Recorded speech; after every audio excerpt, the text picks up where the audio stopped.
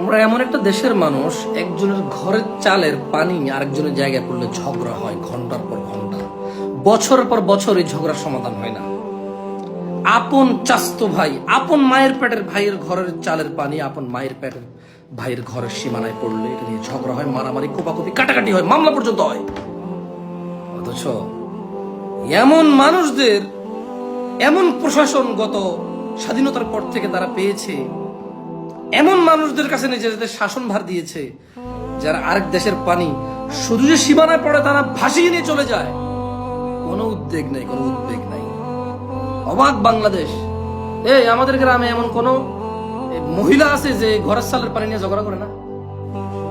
একজন বাদ আসেনি, একজন। তুই কো টিনের ঘরের চালের পানি বলে যে তুমি ঘর দিছো, তোমার চালের পানি আমাদের উঠানে পড়ে আমাদের মাটি ধোয়াই নিয়ে চলে যায়, এই লাগে মারামারি, কাটাকাটি।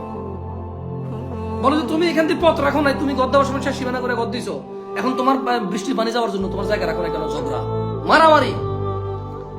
আর এমন দেশের মানুষকে আরেক দেশের পানি এসে ডুবাই তলায় নিয়ে চলে যায়, কোনো উদ্বেগের উদ্বেগ নাই। কি ভাই, সবাই নিজ নিজ জায়গা থেকে কিছু করি, চলেন। আগে আপাতত ওদেরকে উদ্ধার করার কাজ করি আমরা, কারণ এখন যে ত্রাণ নিয়ে যাবো বা যাবেন এটাও কঠিন, তারপর আমরা চেষ্টা করবো ইনশাআল্লাহ।